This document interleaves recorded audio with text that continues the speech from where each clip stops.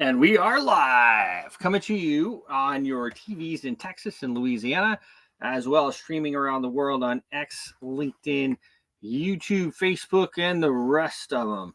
We have an exciting show lined up today. I'll tell you what, there's a lot going on in the world. You can see even just in the title. But just to give you a small cap of what we have today, of course, we have Anthony Hudson. Anthony Hudson, he's a Michigan candidate for the U.S. House of Representatives.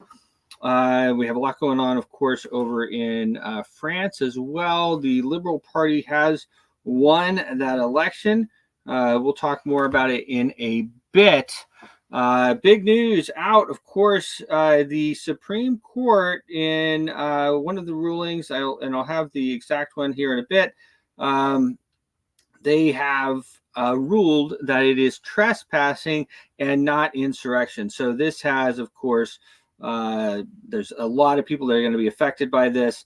There's a lot of there's young fathers in jail. There's grandmas in jail. I mean, this is a real mess. So I am calling for right now for them to release the J6 hostages immediately. These people should be coming out of jail. As far as I'm concerned, today they should start releasing these people. Definitely a big rebuke again by the Supreme Court for the Biden for the Biden DOJ. It has been they have been a real mess. So that is great news coming out of great news coming out of DC and the Supreme Court. Let's see here.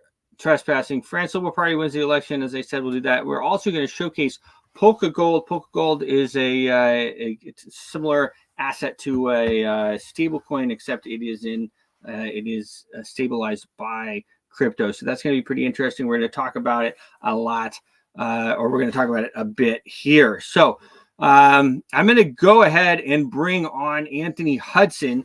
Anthony Hudson is a Michigan congressional candidate. I think District 8. Is that right, sir? That is correct. District 8. Yes, sir. Well, good morning to you. Thanks for joining. I know it's been I hope we kind of went by a fun Independence Day week, and we're right back at it in the heat. Let's go. So tell me a little bit about yourself and what inspired you to run for Congress. Well, I tell people all over the country, I'm just an average guy. I live an average life just like everybody else does. And it was back in January. I was really just irritated with where our country's going. And I'd read a quote by Gandhi that said, sometimes if you want to see real change in the world, you have to be the change you want to see.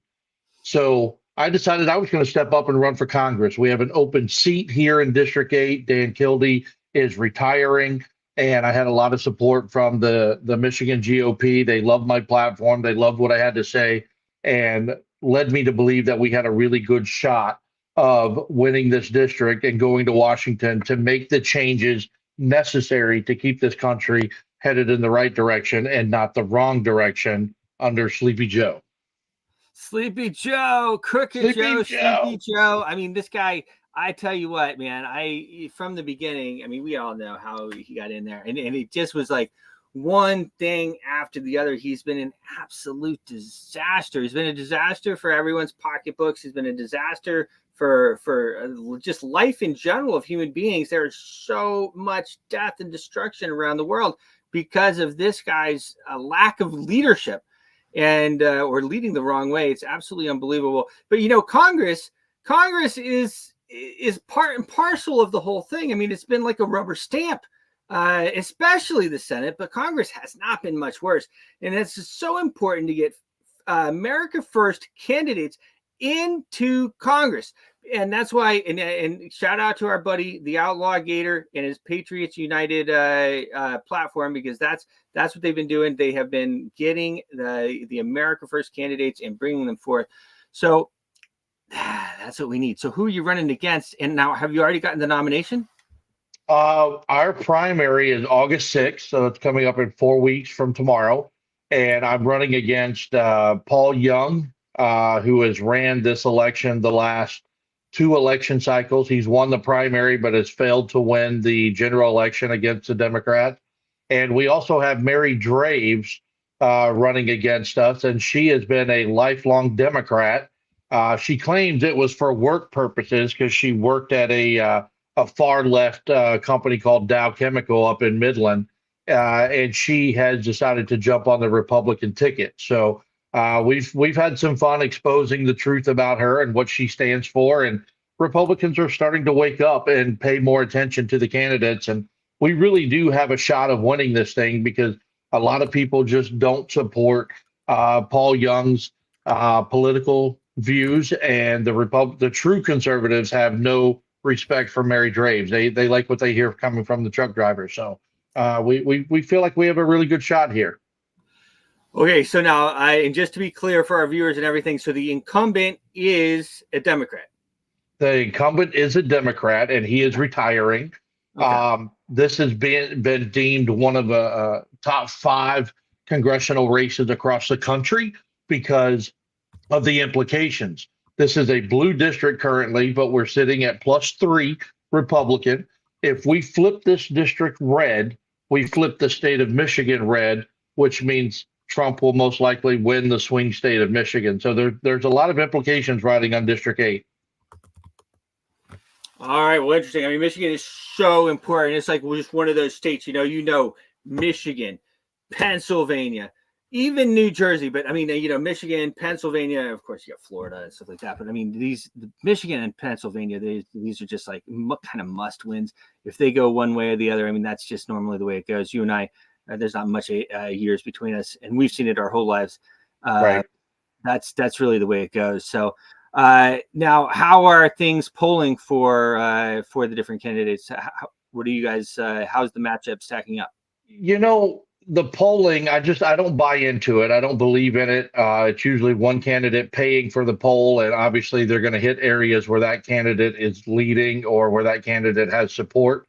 Only 2 polls I've seen have only asked 300 people who they would vote for, and we have over 85,000 primary voters in our district. So right now, Paul Young has the name recognition, and then there's a battle between myself and Mary Draves for the second spot. But again, 300 people versus 85,000 people, and I know the further north you go, I would be dominating in the polls there. Genesee County here where I live, which is where Flint, Michigan is. It's a very heavy Democrat city. So there's a lot going on here, but Paul's paying for those polls to go out, and obviously they're gonna do everything they can to push to make sure that he's leading with what he pays for. So I don't pay much attention to the polls right now. I don't. Well, I hear you. So, and then it's August 8th is the primary. August 6th. August 6th. Okay. All right. So how can people help you the most? What is the most significant thing that they can do for you? Well, I am I'm the long shot candidate here because I didn't have the name recognition as Paul Young. I definitely don't have the finances that Paul Young has. So our biggest issue right now is just raising money. Paul Young, I believe, has over $1.3 million in his campaign. Mary Draves has raised $550,000 from all the establishment and the rhinos that are trying to push the uniparty, so to speak. And then we've raised a little, about $120,000, which isn't bad. $120,000 for a guy who's never ran for office before. It says something in itself that people that don't have much money are contributing to one of their own. And what we've been doing is very strategic. We waited until July 1st to launch our commercials and our advertising. We have 5 billboards going up in the district today. So we've been kind of like a sniper on the rooftop, targeting the people that we want to see our messaging. And we've sent out 18,000 ballot chaser mailers to chase those ballots for early voting. But we've waited and waited and waited until the last month so that we could just dump all of our money into our marketing and advertising. And so far, it's gotten some overwhelming numbers. So we've seen our popularity go up quite a bit. We've also heard rumors in places like Saginaw, Michigan.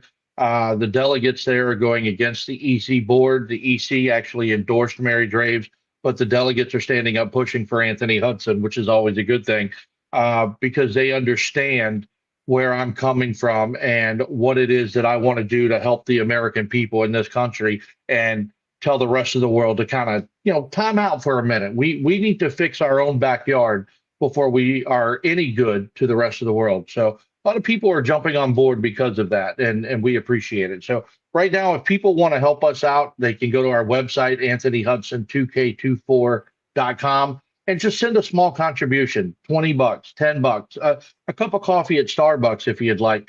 Every penny helps if you know how to budget and live within that budget, and that's exactly what we're doing. All right, so I'm going to put this up here. It's Anthony Hudson, 2K24? 2K24.com. 24.com. Anthony Hudson, 2K24.com. Let's put that on here. Is that right? That's correct. Okay. And we tell everybody, if you go to Washington, D.C., and you're walking along the Vietnam Wall, adjacent to that on the other side is a Martin Luther King section there. And it says freedom is not free. And if we want to change what's happening in our government, we need to be able to stand up and be a part of that change. And if you can contribute $5, $7, or as much as you can, I don't want you to go broke. I don't want you to hurt your family or keep food off your table. But if you can contribute anything, it just goes towards our victory, because I feel like with what we've had and what we're doing, we've done a hell of a lot better with our money than what the other two candidates have been doing. Well, it's really interesting, because when you talk to people like yourself, right? I mean, it's like normal people, right? You say like normal things, like this, we need to get ourselves together here at home before we start running out to save the world. We need to, we need to do this, do that. We need to do fiscal responsibility. We need to, these guys are out of control. And then you talk to these people here in Washington, and man, it's like everyone's out to lunch. And I don't know, I've been saying it for years. I don't know what happens in between the time people get elected and the time that they get sitting in their seats. But I can tell you what it is, and it's the power and the greed and the money that they're getting to be in those seats. And people will say, "Oh, well, what makes you any different, Anthony? What tells us that you go from being a truck driver to Washington to get up on Capitol Hill? What ensures us that you're not going to turn into one of them?" And I tell people all the time, here in Michigan, I was offered $500,000, a brand new vehicle, and a fuel card from one of our big three, Ford, Chrysler, or General Motors. I can't tell you which one, but I was offered $500,000 and the other perks. And I said to them, what do you want in return? Why are you giving me this money? And they said, because we want you to push the electric vehicle movement. We need to sell more electric cars. And I put my hands up and I said, I'm out. I'm done. I'm not doing it. A guy that grew up in a mobile home in Texas, who made his way to Michigan through a divorce to be a father to his children, just turned down $500,000 from the auto industry because I don't believe in forcing the American people to have to buy electric vehicles. I'm not going to buy one. I'm going to keep my Hemi and my Dodge Ram. I'm going to keep my Milwaukee 8 engine and my Harley. I'm going to, continue to live with freedom to make my own choice on how I spend my money. And that's how I want the American people to live. So obviously, I'm not going to take money from someone or a corporation to push an agenda that's not going to help the American people. And I think when these people like AOC, they get into office, or Rashida Tlaib get into office, who have no business being in office. Neither one of these women should have ever been elected now that we see who they really are. They get in there and they're hungry for more and more power. They're getting paid a great deal of money to push a specific agenda. And they don't want to lose that. They don't want to go back to working 9 to 5 like the average American. I have no problems doing it. I've done it my entire life. I've been pushing this country in the right direction forward for 21 years behind the steering wheel of a semi. Now I want to go to Washington, D.C. and continue to push the country in the right direction by voting and writing legislation that help the people, not hurt the people. And if I take that lobbyist money, then I'm bought and paid for, and I'm hurting the American people. So we're not going to do that. Well, I think you just hit it right on the head, and that's why we have. I mean, we could just go down the rabbit hole, but it is what's wrong. And we have foreign groups that have basically unlimited amounts of money, and Right. they're able to buy off candidates, and it doesn't even take that much. I mean, $500,000 is it's a lot of money. It's not a lot of money, but it is still a lot of money. You know what I mean? I mean, if you take the average person and give them $500,000, they can retire if they spend it the right way. But a lot of times when you see someone win the lottery, they go out and they buy a $900,000 home, not realizing that the electric bill is going to cost them $1,500-$1,600 a month. So Right. they end up losing their home because they can't afford it, or the taxes on that home. One of the biggest things we're pushing for is to cut taxes completely in this country, because going through research, and I would love to introduce you to a guy that I know named Payman Montejeda. He's out of Florida, and he's the founder of the Freedom Law School. There is no legislation written that 98% of us have to pay federal income taxes. And I'll go out on a limb and tell you I'm probably the only congressional candidate in this country right now that did not file and pay this corrupt government this past tax season. I refuse to give them my money because all they're doing is committing crimes with that money. They're allowing illegals to come in this country. Those illegals are raping and killing our women and children. The drugs that are coming into our country, the bombings in Ukraine.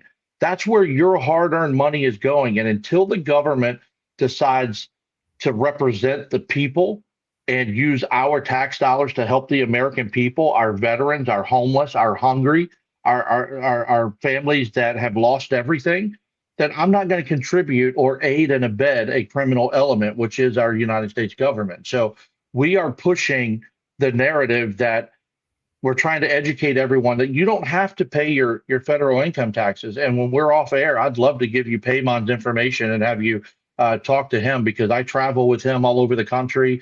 I've been getting name recognition, talking about this, talking about my candidacy, and the fact that when I'm in office, I will support Donald Trump in just killing the IRS, getting rid of the Department of Education, getting rid of the FBI and the corrupt DOJ, because our government is so big that they feel like they can control us with fear.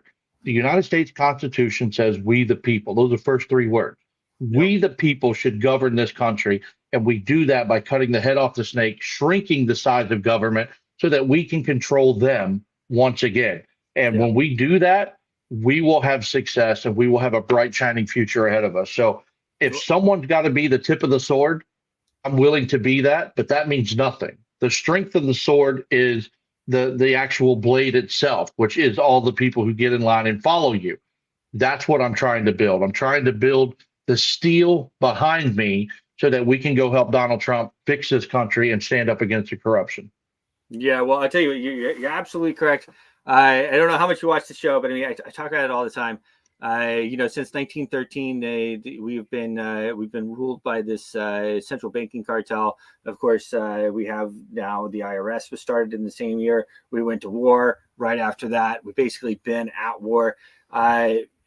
There are many more of us than there are of them, but they just keep bloating. I was at a central, believe it or not, a central bankers luncheon a few months ago, and it was interesting because the guy got on stage and he was talking about how we had this problem, and the bureaucracy just keeps getting bigger and it keeps getting bigger, right?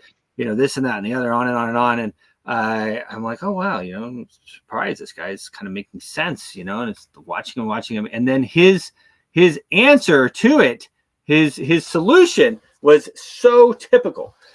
Let's create another layer of bureaucracy to manage all the other layers of bureaucracy. It's like crazy, but nobody ever wants to be that guy that is the jobs loser, right? Because at first you're going to lose the jobs. At first it's going to be, boom, you're gonna lose a bunch of jobs, but then you're gonna have real growth because Right. we get real growth from the private sector, from innovation and everything else. Well, Anthony, that's Absolutely, and you hit on something. You said because we have the numbers. yeah, If you go back, A Bug's Life, it's a cartoon movie, and there's a segment in that movie where there's a big whatever he is, a big ant or whatever, and he throws a rock at one of the other guys and goes, "Does that hurt?" And the guy laughs it off and says, "No." He throws another one, goes, "Well, what about that?" And he goes, "No."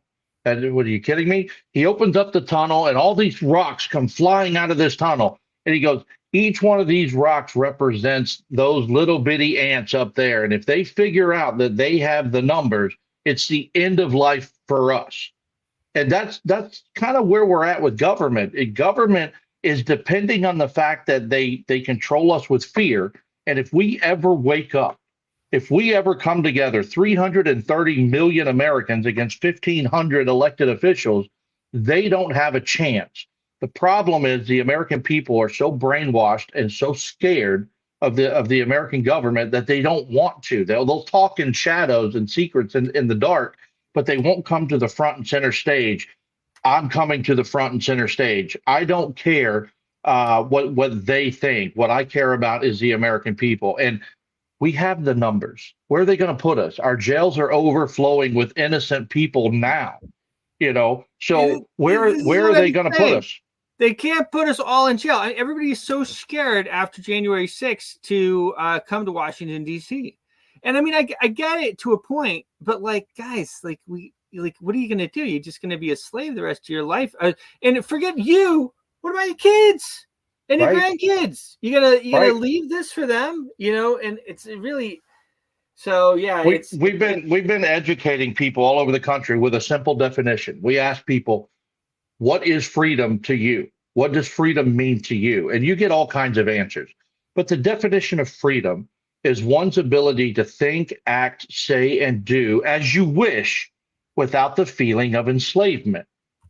Do you feel enslaved? Because I know I do. Every time I get up and go to the grocery store and pass all those cameras on the red lights, they're watching me. Anytime I get on my cell phone, they're listening to me. If I get on my computer, they're watching where I go. And then when you're in the store, they have cameras monitoring you everywhere you go. It's like there is no privacy thanks to the Patriot Act. And what people need to understand is the government is very smart when they put these bills and acts together.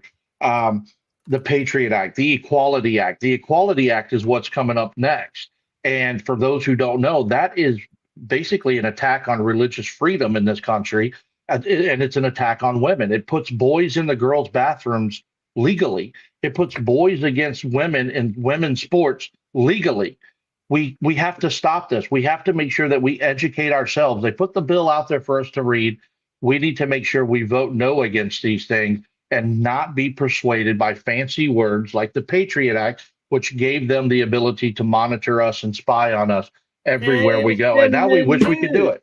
It's been renewed over and over again. Even Trump. I mean, I'm a Trump guy. I've always been a Trump guy. And I don't know what they did, what kind of arm twisting they did in order to get him to renew it when he was in office. But I'll tell you this, if we have a bunch of guys like you in Congress that are backing him up, I don't know how much, there's a lot less arm twisting that can go on. And so that's what we really have to focus on.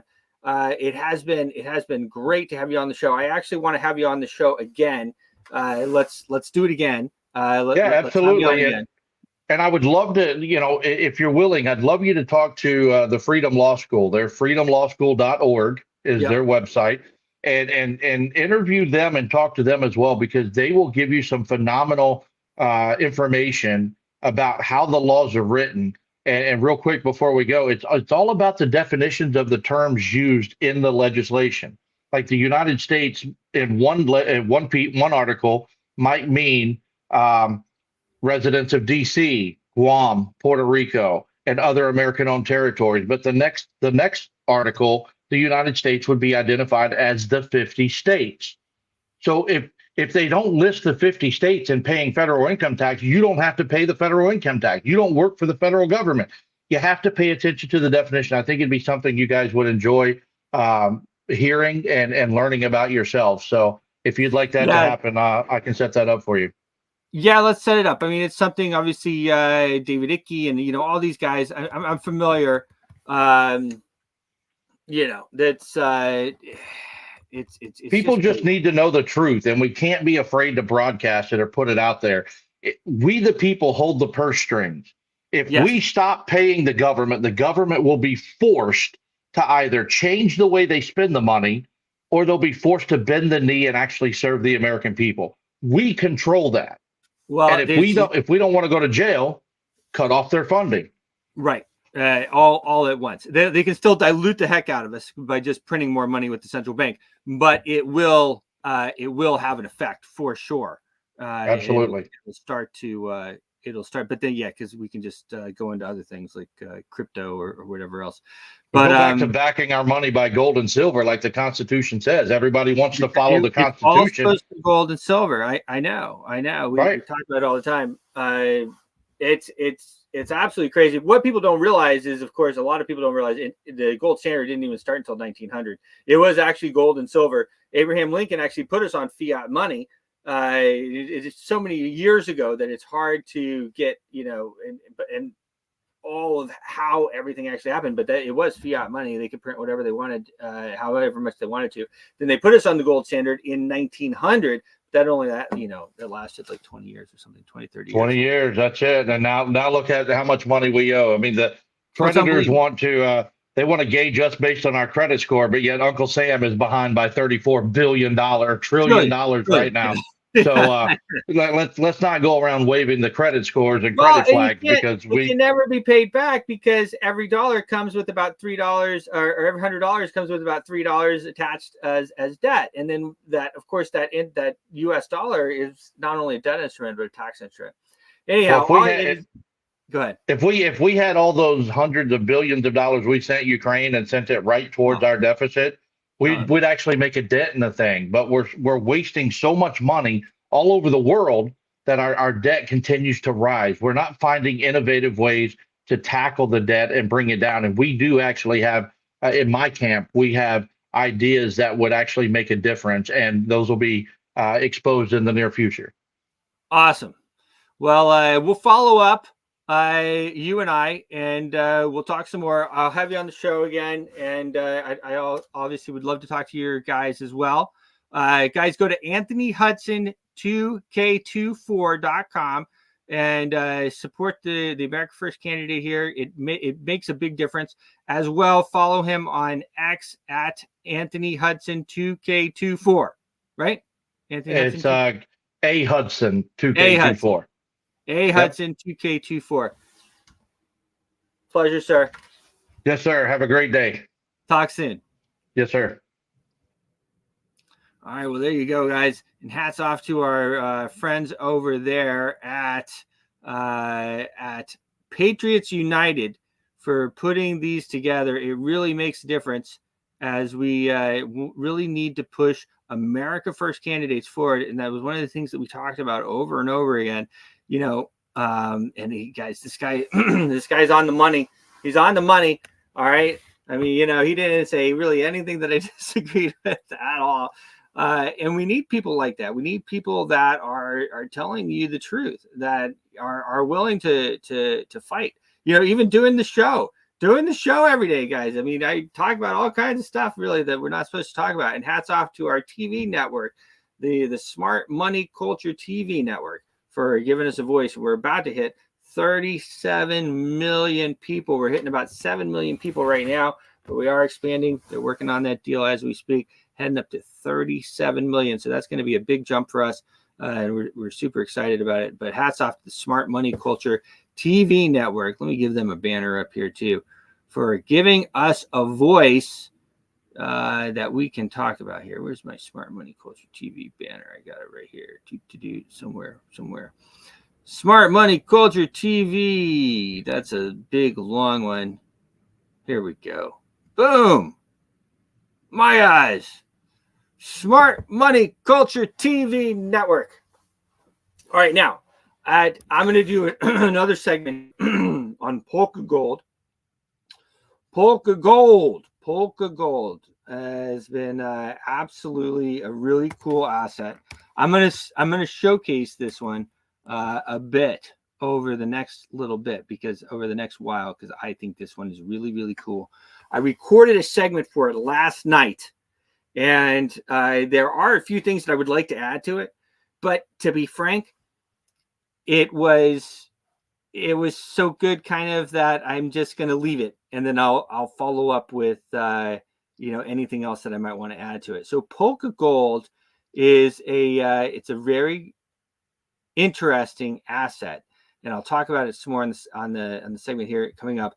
But it is backed by Algorand. Algorand is number 60 or 61 on the in the world, and it was put together for the community, for the Polkadot community. So I'm going to play this right now, and then I'm going to follow up, and we're getting a lot more to talk about. But this is, I want you guys to just take a look, and then I'm going to follow up and talk about it here. So let me pop this up here, Polka Gold, boom, and then I need to remove that so I'm not double. And let's go, Polka Gold, Polka Gold. Hey guys, welcome back. We have a very special coin or token on the Algorand network that we're focusing on today. It is called Polka Gold. And if you're one of the Polka Gold community members, you may have been chatting us in our previous broadcast about the Polka Gold. Check out Polka Gold. Be gold. Check out Polka Gold quite a few times. And we are finally getting around to highlighting Polka Gold on the Algorand network. Polkagold.tech is the website for this one. And this one is a pretty interesting project for a number of reasons. Now, number one, if you a little bit of the history of it, Polka Gold was started by anonymous founders, and you know how that is, right? It's kind of nice in a way to have an anonymous founder. You don't have somebody that is kind of the brand ebbs and tides with, or is really anchored to, it could be good or it could be bad, right? Anonymous, Bitcoin has an anonymous founder. Of course, that's worked out really well for us. But one thing that is clear is these founders are whales of Polkadot, and they're whales of Algorand. And they wanted to create an asset that they were able to hold, that wasn't Polkadot or it wasn't Algorand, because of course they all have a lot of that, but that would be worth something, and hopefully it would come up in value. So a number of interesting things about this one. That's one of them, or two of them right there. And then another thing is they locked all the liquidity up. So similar to mining or Bitcoin or some of the other OG type coins, where every coin has to be mined, and so there's a certain amount of electrical power and money that went into producing every coin. This Polka Gold is similar. They locked all the liquidity, so they put a bunch of Algorand and all of the tokens into the DEX, into the liquidity pool, and locked it. And it's locked free of a smart contract. And the only way to get Polka Gold is to buy it. Period. Now, the markets on some of the altcoins have come down a bit. Maybe a good entry point for a lot of these. Markets are emotional. Okay, Polka Gold sitting at about $1 million market cap right now, and have a great community. And with this locked liquidity in there, it looks pretty interesting to me. So I'm going to go over a couple of things about it, but those are a number of the interesting points. It's polkagold.tech is the website. Polka Gold on Algorand, made by Polkadot and Algorand whales, in order to create something that they could hold that would have value. So in theory, or maybe mathematically even, since everything is locked, this should be, not financial advice and all that good jazz, but this should be a safe asset, digital asset to hold, that should go up in value as Algorand increases in price, which most think that it should, and as the rising tide raises all ships. So as the markets go up, it goes up, and with that locked liquidity in there, it should be a fairly safe. It should be a fairly safe hold, buy and hold, and it should go up, right? And the more users that come in, they have to buy it. It is on Coin Store, which is an exchange, Coin Store, and as well, it's on a DEX. So I'm going to start to show you a few different things about it.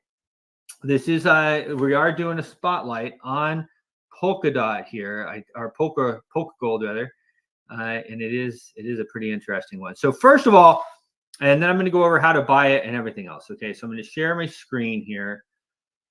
Polka Gold, how to buy a Polka Gold, the reserve digital commodity.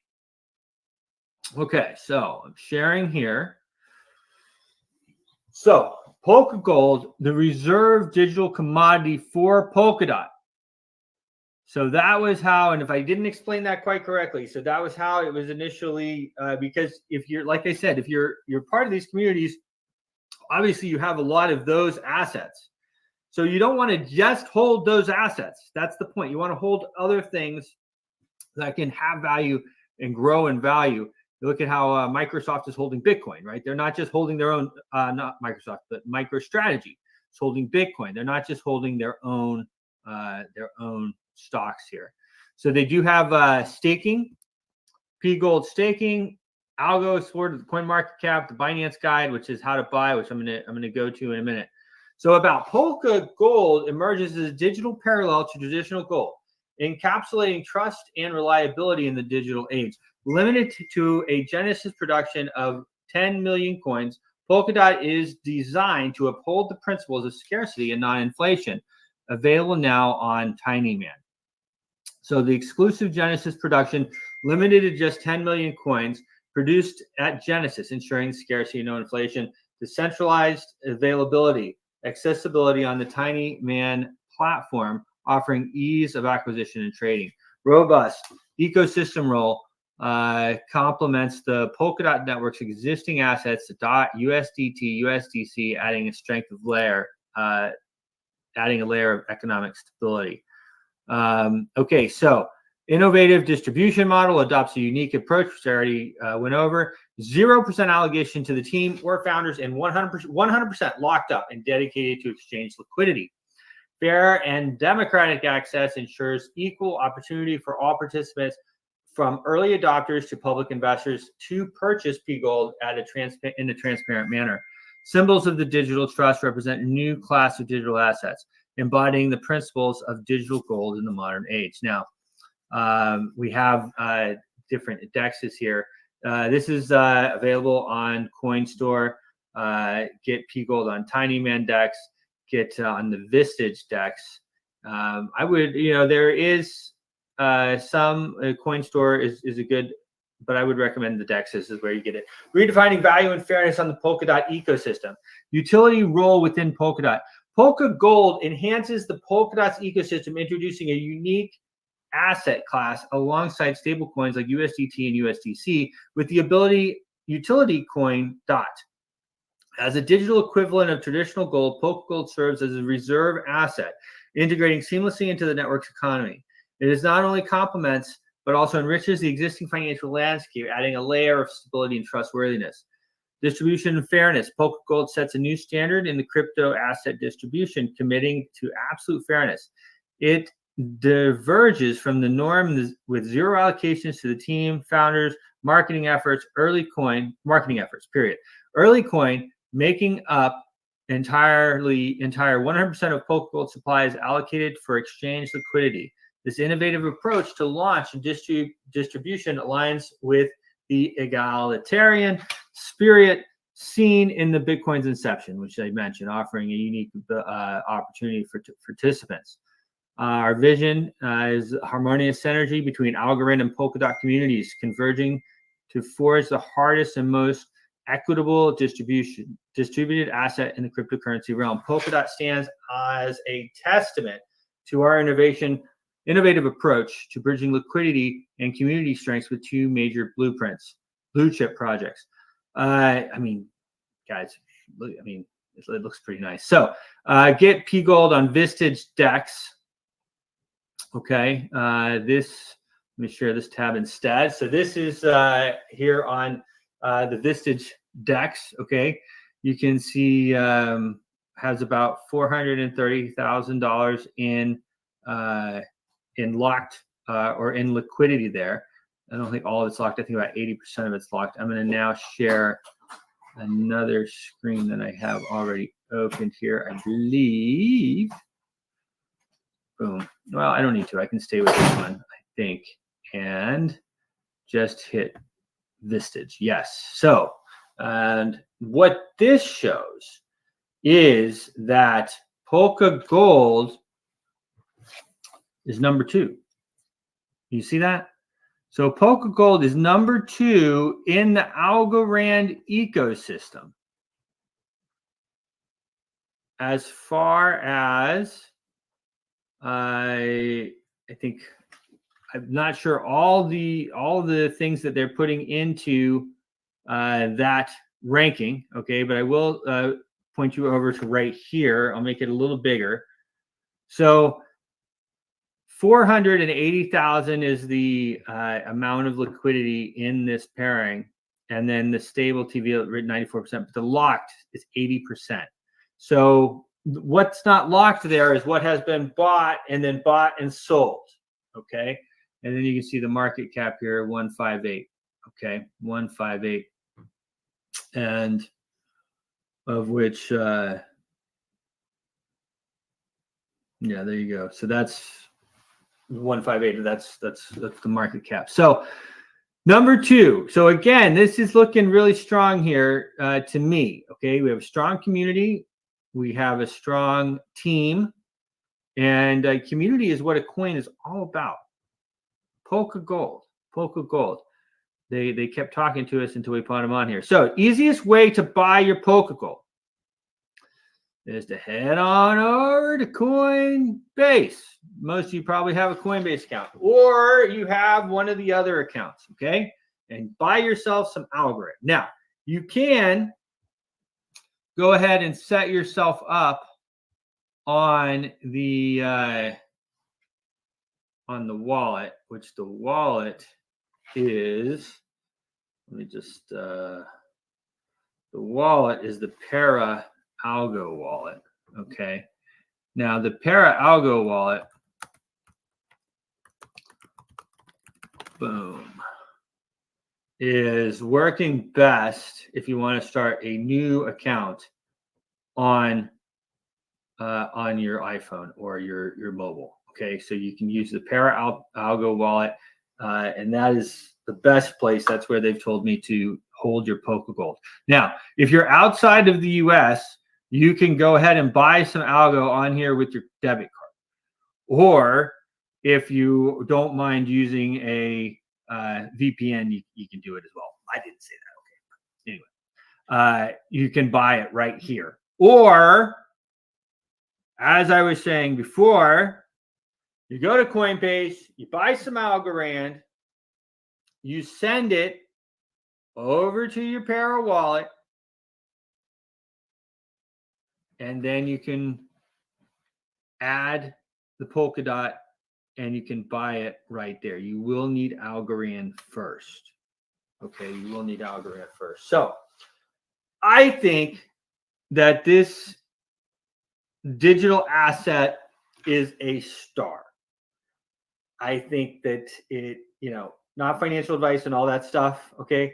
But to me, this project looks very strong, especially with the fact of the liquidity lock, especially with the fact of the merging of the two communities. Putting those two communities together obviously is very smart for a number of reasons, right? And that's why they did it. This is their coin market cap right here. Let me just make sure I have my tab on here. This is their coin market cap. Slightly down today. They had a very good day yesterday. Most of the market is down today. and because it was up yesterday. But you can see here over the last week, up about 2%. And again, you have the market cap right there. Okay, 10 million polka gold. You can get some pretty easily right now. I also, if that's the month and then the year, you see it started just like a lot of these really, really low, and then it pumped up pretty high over here, and we're still way off that number, 35 cents. So 3x from the high here, or even 3 or 4x to the high, 45 cents. So that's that's pretty interesting. And here's the thing: it just started November 2023, so it's about 7 or 8 months old. And this is pretty interesting, guys. I think this one looks pretty interesting to me. It looks pretty interesting to me. I'm going to be highlighting it a bit more. I talked to our friends over at the Tangem wallet. I asked them to please add polka gold, so we'll be working with them too. That's my highlight for today. Cheers.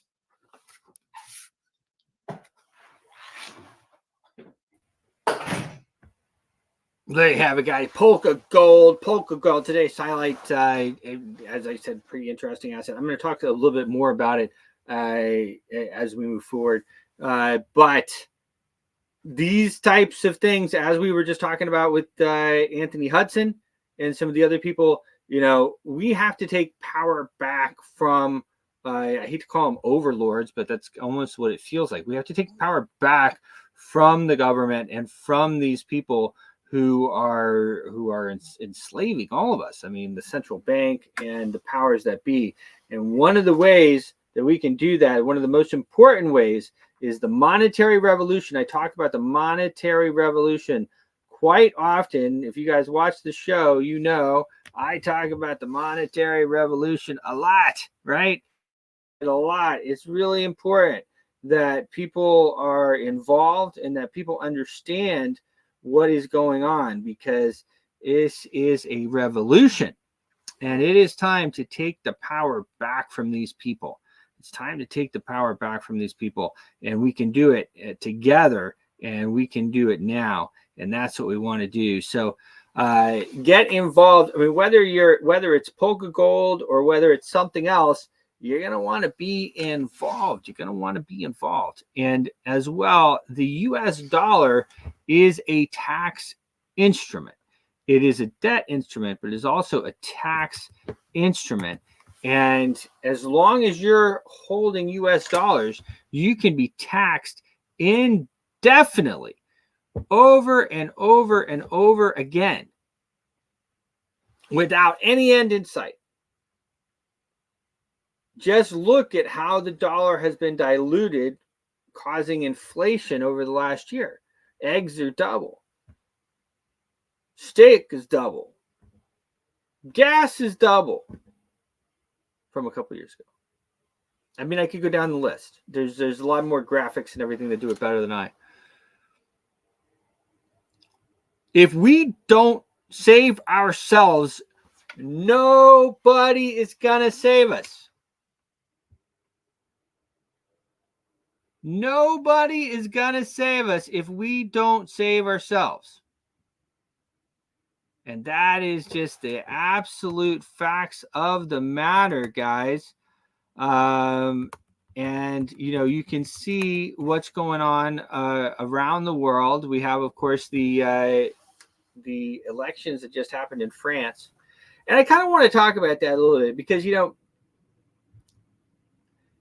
a lot of people are kind of like, oh my gosh, the far left won in France and it's over for them, and all this other stuff. But guys, remember how we got here. You got to start thinking ahead. You have to start thinking on a larger picture. Don't be so reactionary. Because if all you ever are is reactionary, you're always reacting to somebody else that's thinking ahead. Central bank is thinking ahead. And who are those people? at the central bank? I ask you. Who are they? Do you know who they are? So the central bank conquered Europe pretty much without a shot. I'm sure there were a few shots, but not a war. And I spoke about it. I'm going to play that video one more time. I know I played it a couple times. Families. And I talk about how the central bank conquered Europe. And this was like 25 years ago, guys. And what has happened since then? What has happened since then? Well, they opened up the floodgates, right? And they had all kinds of Europe. Let's see here. I'm trying to find my video. They've had all these they've had all of this migration. And so who's been in control? Who are the people that have been in control?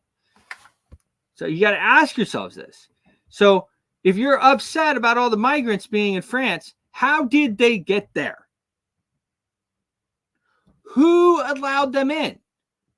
Who were the people in charge of the policy that let them in? Don't just be like, oh, I don't like these people. This is a disaster. Well, how did they get there? Who is the culprit? Short video. I talked about this. I'm going to play it. It's short video, but it's important. It's really important that everybody understands it. So I'm back in Paris, here to cover Paris Blockchain Week. Very important event here. Everybody pretty much is going to be here. I am at the museum, the Louvre Museum, or Museum des Louvre, as they call it here in France. One of the things I've been talking about over all these years that we have been friends and I've been broadcasting is the monetary revolution and how important it is. What I wanted to touch on is, of course, I'll cover a lot of things over the next few days. I'll talk to a lot of people and bring you a lot of very interesting projects and technology and everything else. But the underlying message that I always have is the monetary revolution. And it's very interesting. And one of the ways that I understand really so much about the monetary revolution is what I saw happen in Europe. So I was lucky enough to start traveling a few decades ago before the euro was enacted. Before they started doing the euro, I was traveling around Europe, very, very cheap, very wonderful, still very beautiful. I mean, it's unbelievable here. You can just see behind me. It's just absolutely unbelievable. But the central banking cartel was able to conquer all of Europe without firing a shot. Now, how did they do that? How did they pull that off? It was very simple. And understanding this and seeing it happen is really important. It's something I want you guys to understand as well. I know many of you probably do. They did it with the currency. It was very simple. So they said, come on to our currency. Come on to our currency. We'll give you free money. We'll finance the things that you want to finance. Is really the same way as well. The U.S. got on the Federal Reserve System. We were having issues there, and the central bank said, no problem. We'll bail you out. We'll give you all the money that you need. Okay. And then in the dark of night, they passed the Federal Reserve Act. So now we have a privately held central bank. But back to Europe and what happened here and what I witnessed happened here.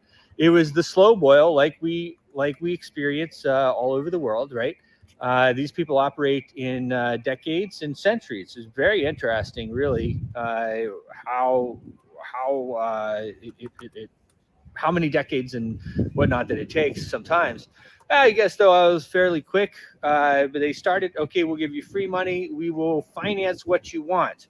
Just come on to the euro. Come on to the euro system. And this euro, of course, is paper money, right? They can print whatever they want of it. And remember, the central bank doesn't produce anything other than paper money. I mean, obviously, they make the monetary policy, interest rates, stuff like this. There's some market making that goes on there. But overall, it's not like they're producing anything really that makes money. It's like the government. The government really doesn't make money. They're not good at making money. So when the central bank says that they're going to pay for stuff, all they're doing is diluting you in order to pay for it. So they'll print up more money. They'll pay for whatever you want. They'll pay for their enormous salaries, as well as everything else that they do. They'll pay for all types of wars and government spending and everything like that. But all they're doing is taking it from you. There's no real value there. And then once that they have the people on the dole, they're able to then put people in power and, of course, influence policy, right? So now you have a situation where everybody's beholden to the central bank.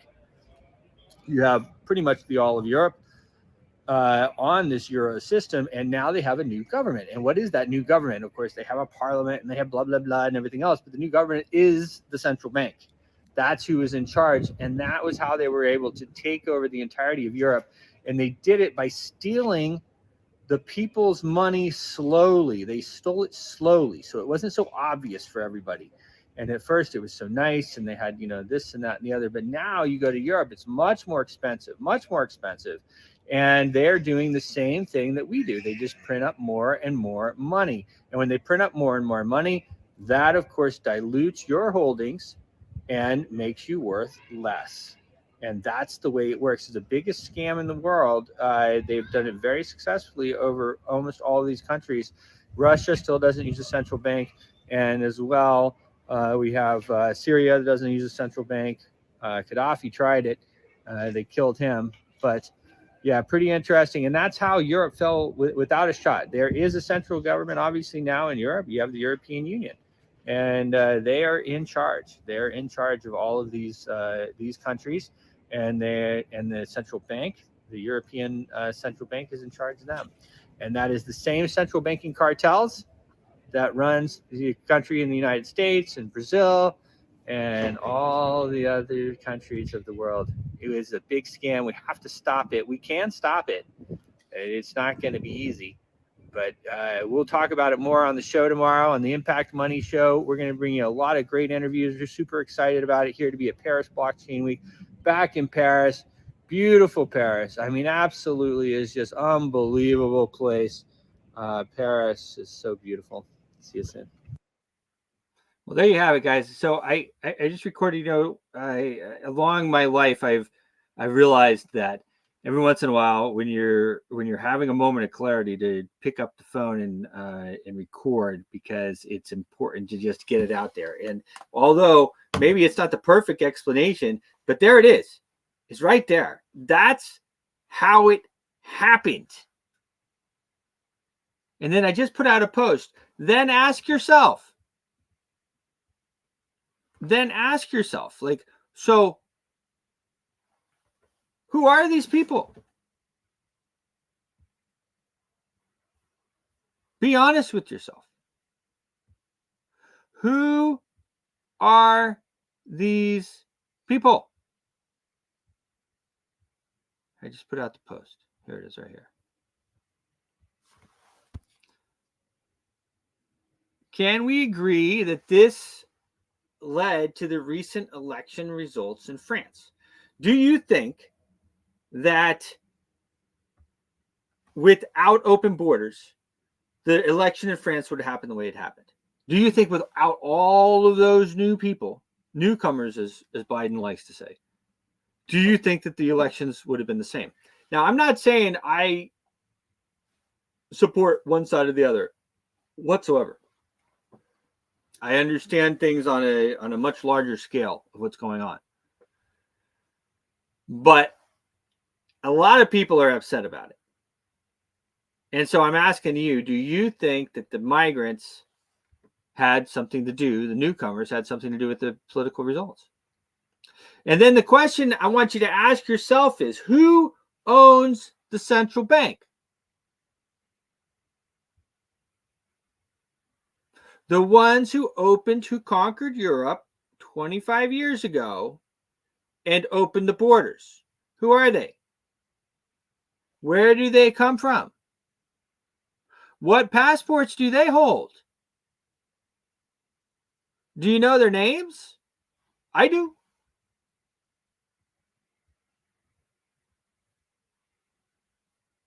I know where they come from. Do you? And then do you think that that is important information to know? I mean, if you're very upset about how things are going in our country and in the world,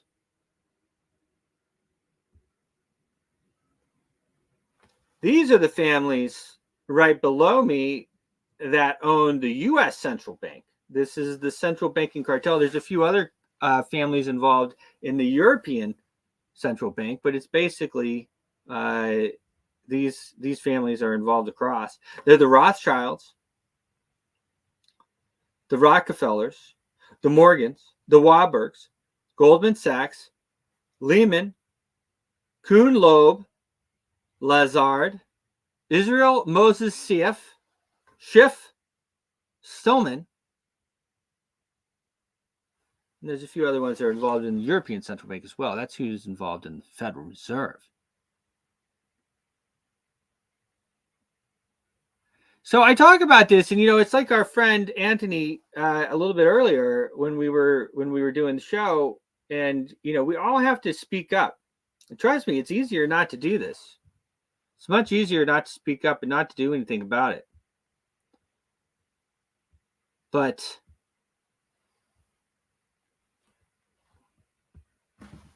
what am I supposed to do, right? Yeah, it is what it is. So we have to save ourselves. And I need everybody to realize, stop being reactionary. What do all of these people have in common?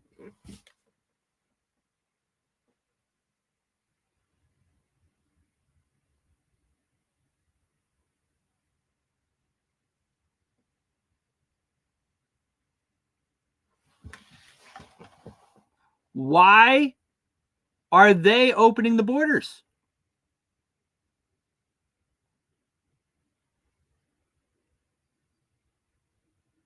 Allowing people that hate them to come in.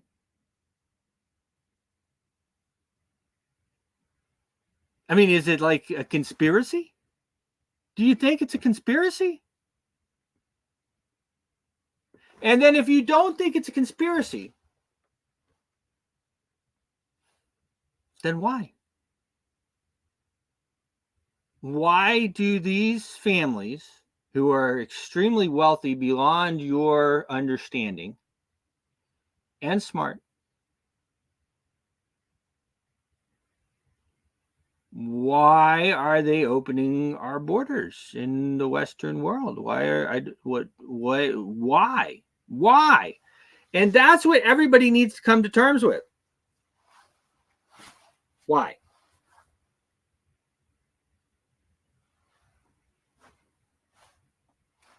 If it's not a conspiracy to take down the countries, to take power away from our families and our countries, then what is it?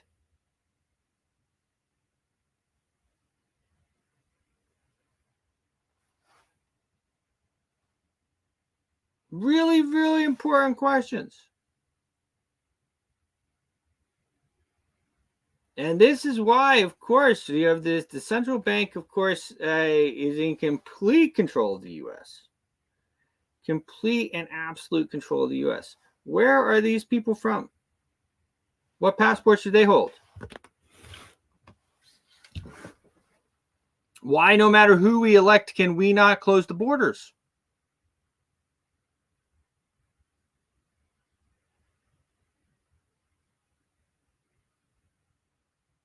I'm going to say them again. The Rothschilds, the Rockefellers, the Morgans, the Warburgs, the Goldman Sachs, Lehman, Kuhn Loeb, Lazard, Israel Moses Schiff, Stillman, CF Schiff, Stillman. And these are the families who own the Federal Reserve. They're also involved, of course, this is the central banking cartel in the European central bank. And most of the central banks, there's only a few countries in the world that aren't controlled by the central bank. You have to realize, guys, if you print the money, you have absolute and complete unfettered ability to pay everybody off. Everybody. You print the money. And then everything that you want funded, you also make money on funding it. It is the biggest scam in the world. It is the biggest scam. There is not a bigger scam. Does not get bigger scam than this.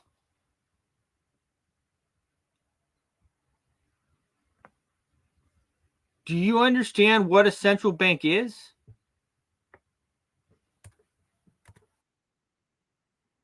What is a central bank? What is a central bank?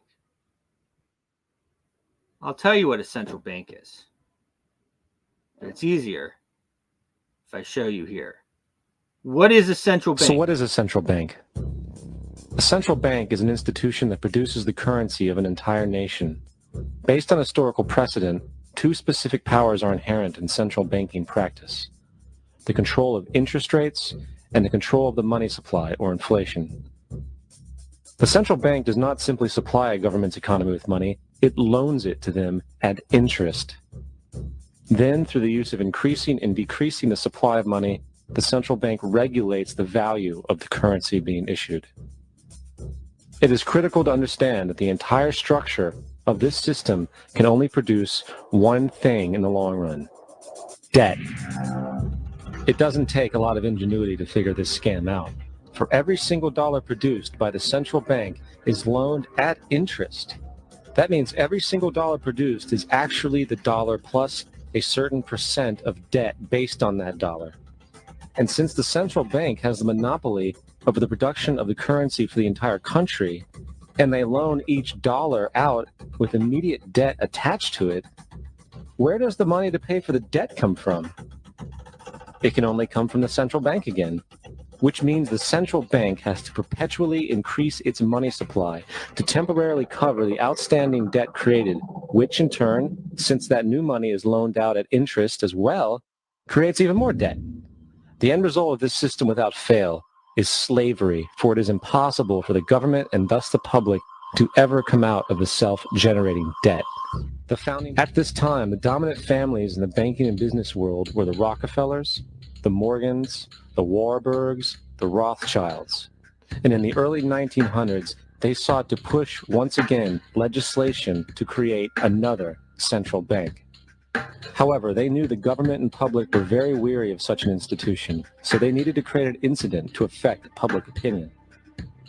So, J.P. Morgan, publicly considered a financial luminary at the time, exploited his mass influence by publishing rumors that a prominent bank in New York was insolvent or bankrupt.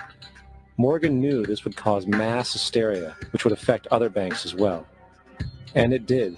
The public, in fear of losing their deposits, immediately began mass withdrawals. Consequently, the banks were forced to call in their loans, causing the recipients to sell their property, and thus a spiral of bankruptcies, repossessions, and turmoil emerged. Putting the pieces together a few years later, Frederick Allen of Life magazine wrote, "The Morgan interests took advantage to precipitate the panic, guiding it shrewdly as it progressed." Unaware of the fraud, the Panic of 1907 led to a congressional investigation headed by Senator Nelson Aldrich, who had intimate ties to the banking cartels and later became part of the Rockefeller family through marriage. The commission, led by Aldrich, recommended a central bank should be implemented so a panic like 1907 could never happen again. And in 1913, with heavy political sponsorship by the bankers, Woodrow Wilson became president, having already agreed to sign the Federal Reserve Act in exchange for campaign support. And 2 days before Christmas, when most of Congress was at home, the Federal Reserve Act was voted in, and Wilson in turn made it law. A world banking system was being set up here, a superstate controlled by international bankers, acting together to enslave the world for their own pleasure. The Fed has usurped the government. Now, the public was told that the Federal Reserve System was an economic stabilizer, and inflation and economic crises were a thing of the past. Well, as history has shown, nothing is further from the truth.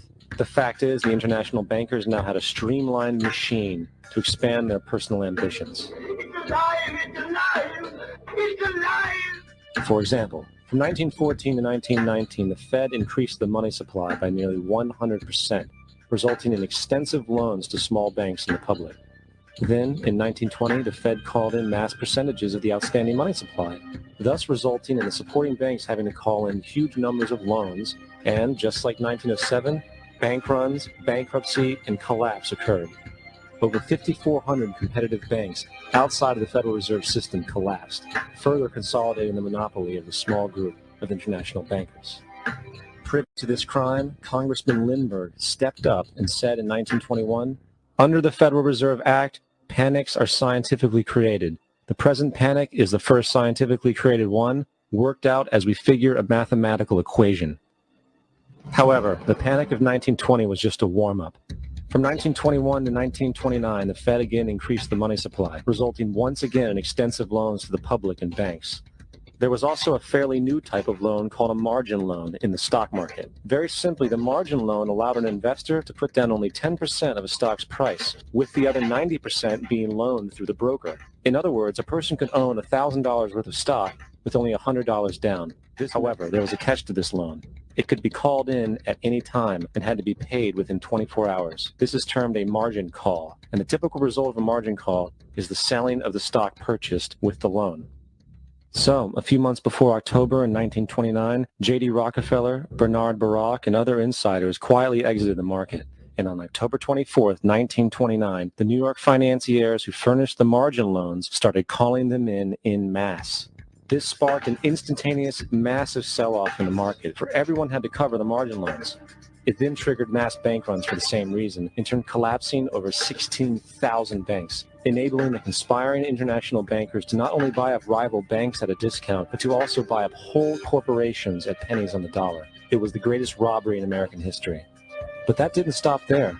Rather than expanding the money supply in order to recover from this economic collapse, the Fed actually contracted it, fueling one of the largest depressions in history.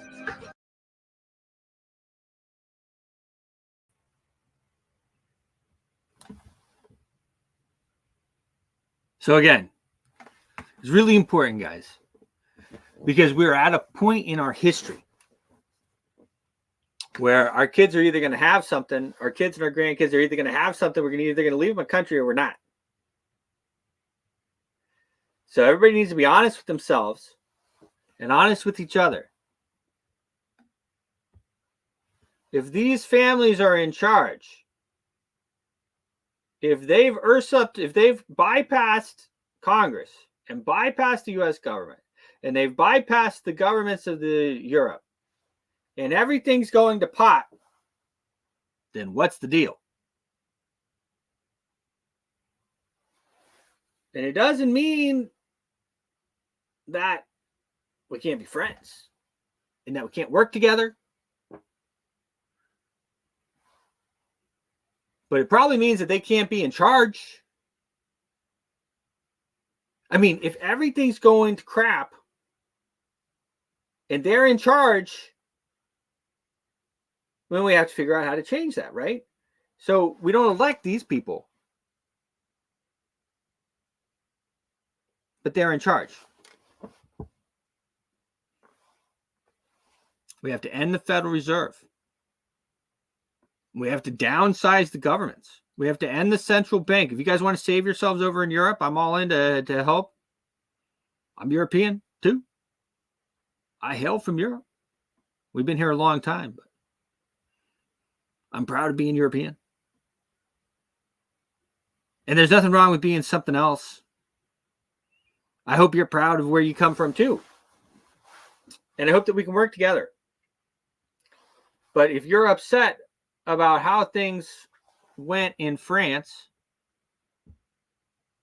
then we should talk about this. Now, if you're happy about how things went in France, then maybe these are your guys. Maybe they're your guys. Who knows? But I'll tell you this. We will not have freedom in this country until we end the Federal Reserve. We have to end the Federal Reserve. And I don't know about you, but I'm sick of being ruled. I'm sick of being ruled. Are you sick of being ruled?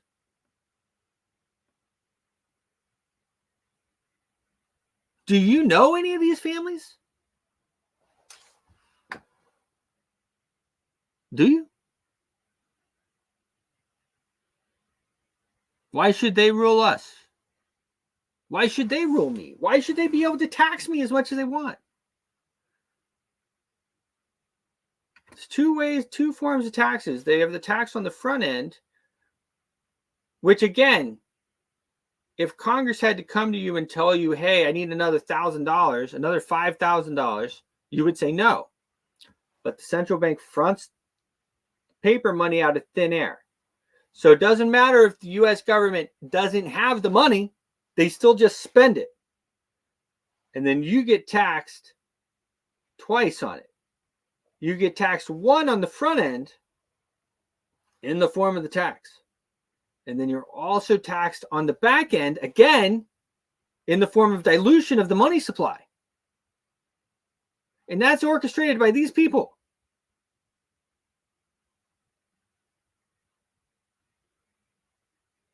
I don't think that's a good deal. Do you think that's a good deal? And that's why things like crypto, Bitcoin, have been so successful. That's why. Because they can't inflate Bitcoin. And of course, we did a focus on polka gold today. Polka gold is similar. 10 million coins. Don't inflate them. It's also backed. It's backed. Liquidity locked by Algorand. Tokens. So it should ride up pretty nicely. But those types of things, gold, silver, digital assets that are ruled by math and code, these are things that they don't control. And that's one of the reasons why, after they decided that they couldn't stop Bitcoin, they just went ahead and pumped it up as much as they could, bought as much as they could. Now the central bank, through the ETFs and everything else, they own so much of it that it's very easy to control Bitcoin. Control the price of. Not easy to control. You can still buy it and hold it, and they can't take it. They can't seize it, freeze it, or anything like that. It's like first time in history of the world something like this has happened. Okay, but they own so much of it that they can pretty much control the price now, and they can control the price with paper Bitcoin. They're holding so much Bitcoin, your Bitcoin, the people's Bitcoin. They're not even holding their own Bitcoin. They're holding Bitcoin that was bought by the people. The people get paper Bitcoin. And then they're able to crash the commodities markets. They're able to crash Bitcoin with paper Bitcoin. And they're not even holding the Bitcoins. They are holding the Bitcoins, but they're holding your Bitcoins. You own them through the ETF or something.